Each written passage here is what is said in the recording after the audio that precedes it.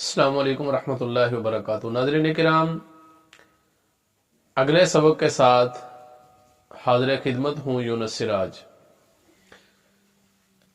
ایک بات ذہن میں آ رہی تھی کہ جس طرح نورانی قاعدہ اردو زبان میں، انگلش میں، عربک میں، تو کیا اس چیز کی ضرورت ہے کہ اس کو پنجابی کے اندر بھی بیان کیا جائے؟ یعنی جو لوگ دیہاتوں کے اندر اردو بھی نہیں جانتے تو وہ پنجابی زبان میں ان کو سمجھا کر قرآن مجید ان کا درست کروایا جائے۔